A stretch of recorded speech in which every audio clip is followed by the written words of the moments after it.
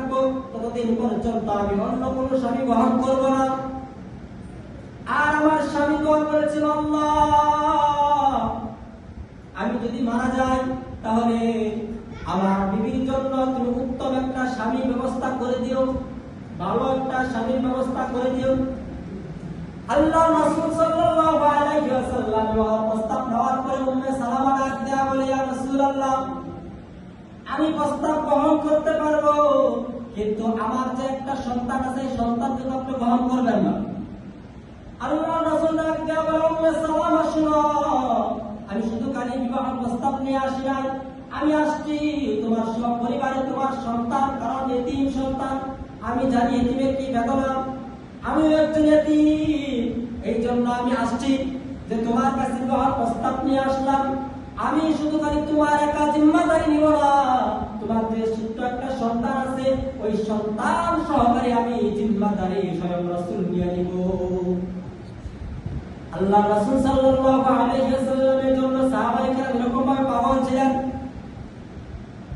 আল্লাহ রাসূল সাল্লাল্লাহু আলাইহি ওয়াসাল্লামের জন্য সাহাবায়ে কেরাম দেশ ত্যাগ করেছেন, সাহাবায়ে কেরাম তার সম্পদ ত্যাগ করে দিয়েছেন, বাবার বাড়ি ছেড়ে দিয়েছেন, মায়ের বাড়ি ছেড়ে দিয়েছেন।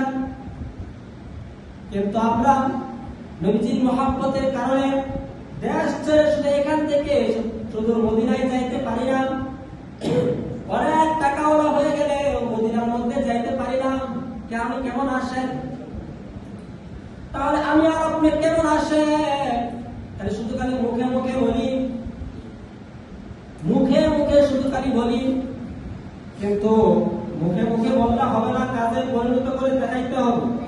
সাহাবায়ে কেরাম শুধু খালি মুখে মুখে বলে নাই নবী আমি তোমাকে ভালোবাসি, এই কথা শুধু খালি মুখে মুখে বলে নাই, নবীকে ভালোবাসার প্রমাণ সাহাবায়ে কেরাম রাদিয়াল্লাহু তাআলা আনহুরা প্রমাণ দিয়েছেন।